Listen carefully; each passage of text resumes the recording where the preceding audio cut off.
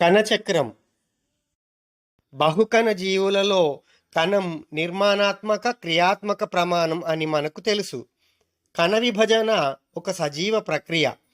కణ విభజన ఏకకణ జీవులు మొదలు అభివృద్ధి చెందిన మానవుని వరకు ఒకే విధంగా జరుగుతుంది. జీవులన్నింటిలోనూ విభజన చెందే ప్రతి కణం జన్యుపరంగా సర్వసమానమైన 2 పిల్ల కణాలుగా విభజన చెందుతుంది. సాధారణంగా కణ విభజన ప్రక్రియలను సమవిభజన అంటాము. అది 40 నుంచి 60 నిమిషాల్లోనే పూర్తవుతుంది. 2 కణ విభజనలకు మధ్య నుండే సమయాన్ని అంతర్దశ అంటారు. అంతర్దశను 3 ఉపదశలుగా వర్గీకరించారు. అవి G1 దశ, S దశ, G2 దశ. M దశ అనేది సమవిభజన జరిగే దశ. G1 దశ సమవిభజనకు మరియు DNA ప్రతికృతికి మధ్య గల సంధాన దశ. ఈ దశలో కణ పరిమాణం పెరుగుతుంది.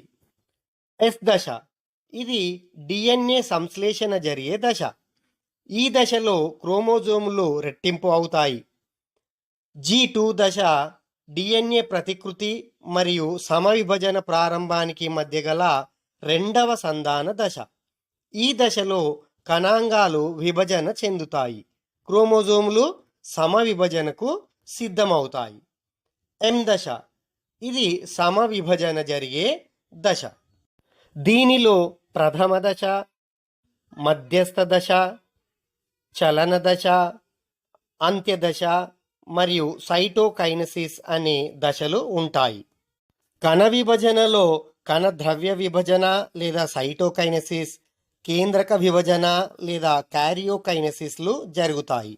దాని ఫలితంగా 2 పిల్ల కణాలు ఏర్పడతాయి.